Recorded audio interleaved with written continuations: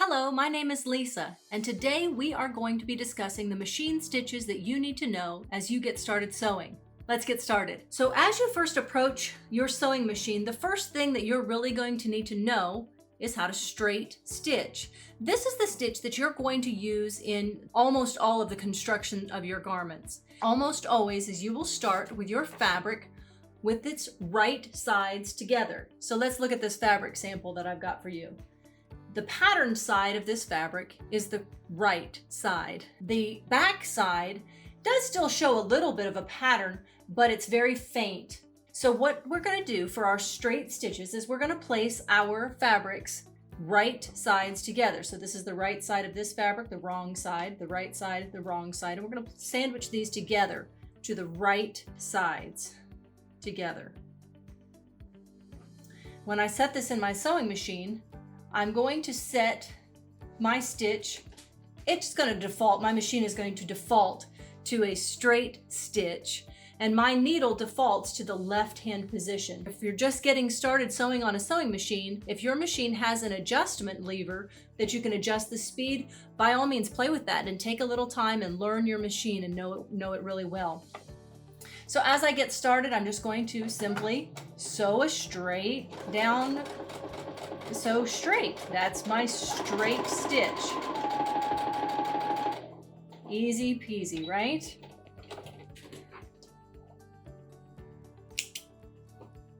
Take off my little excess threads here, and I'll show you what that looks like. Nice even straight stitches, front side, back side, nice even straight stitches. When I open up this seam, now, obviously, I'm using a contrasting thread so it shows up on camera a little bit better.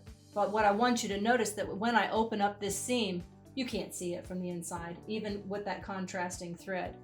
Now, as I'm sewing my pattern, I would probably open up the seam allowance, but we can talk about that another time. So there you go, that's a straight stitch. Now, let's talk about making this straight stitch a little bit more secure, because right now, these ends, I did not do a back stitch, or sometimes it's called a back tack. And I want you to understand what the purpose of that stitch is. Right now, in this sample, it's relatively easy if I take this piece of fabric to pull these stitches, and you can see what's happening. I can pull these stitches apart and I can grab them. Now, if I'm making a garment, I do not want this to happen. The way that I'm going to avoid this is I'm going to use a back stitch. On my machine, I have a button right here that looks like a U with an arrow pointing in the opposite directions. So at the front and the back side of every stitch that I make, I'm going to do a back tack. Let's see how that looks. So again, I've got my right sides together on my piece of fabric, threads thrown off to the back. I'm going to drop the needle and take maybe 1 or 2 stitches. I took 3. Then I'm going to hit my backwards button, and it's going to take a few stitches for as long as I hold that button down backwards. And then I'm going to continue on in the same manner that I did already, straight down. As I approach the end of my line of straight stitches, I'm going to reverse the process. I'm here at the end of my stitches, so I'm going to reverse 1, 2, 3 maybe stitches, and then I'm going to forward off to the end. Raise up my needle, grab my thread, and you're going to see what this looks like now. Remove my little tail ends, throw those in my scrap bucket. Now this, you can see here, has a little overlapping line of stitches right here at the beginning and also right here at the end, a little overlapping line of stitches. What this is going to do is prevent me from being able to pull this apart. Take a look at this. Remember how easily that other seam came apart? So here's my seam. Look at how tight those are. I can't pull that apart like I did the other. So now let's talk about a back tack. Let's make that straight stitch even stronger. So again, I've got a sample of fabric. I've got my wrong sides up, my right sides here. So I'm going to put my right sides of my fabric together. Let's show you that again. So here's my right sides of my fabric. Here's my wrong sides of my fabric, and I'm going to flip one over on top of each other, make a sandwich for my fabrics. Put those underneath the machine, and let's talk about this back tack. or back stitch.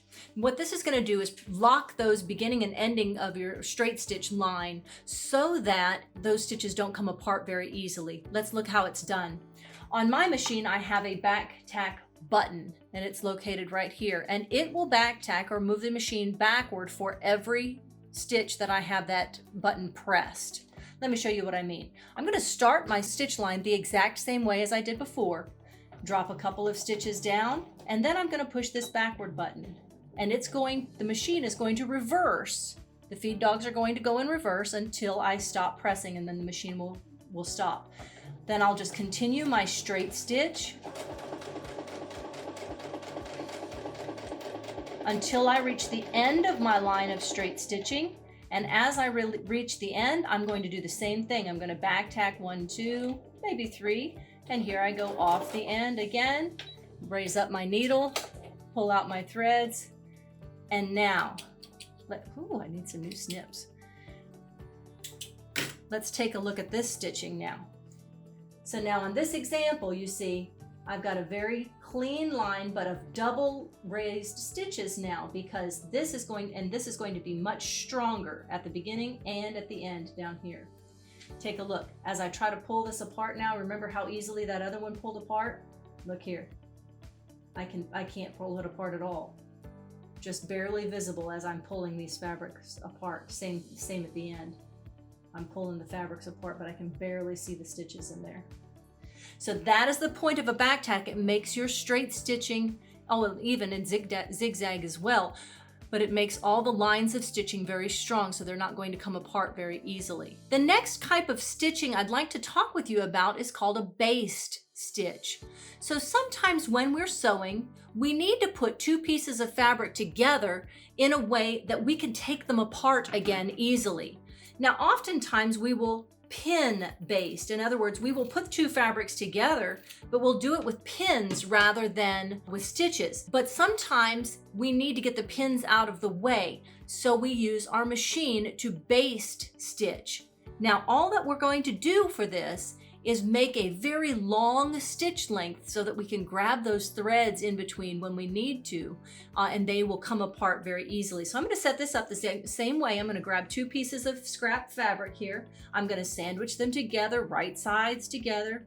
But these two, now on my machine, I'm going to make an adjustment. I'm still going to do a straight stitch, but where my dial says stitch length, I'm going to raise that up as high as it will go. In my machine, it's 5 millimeters. So I'm going to set my machine for a 5. I am not going to back tack on a baste because I want this to be able to come apart. Also, we'll use this same type of stitching for gather. So if you're interested in learning how to do a gather, we'll use this same basting type stitch. We're going to start the same way. I'm going to drop my foot toward the end of my fabric sample, and you'll notice that my fabric is going to pull through the machine quite a bit faster even at this slow speed, because my stitch length is so much longer right now.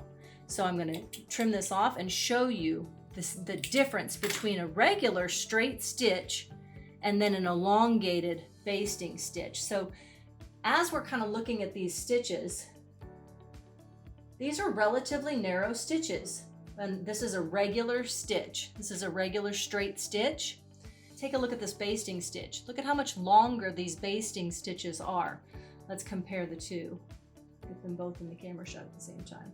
So you can see how much longer those basting stitches are.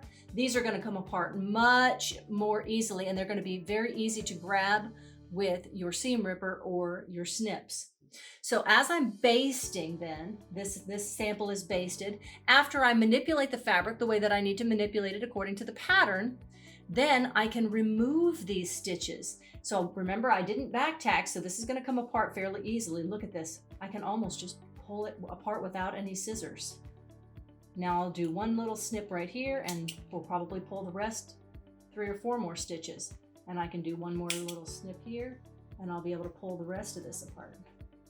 So these are basting stitches. So it's just temporarily stitching two pieces of fabric together so that I can pull them apart later on. And then I can pull all these little tails off, and then I will have perfectly clean pieces of fabric again.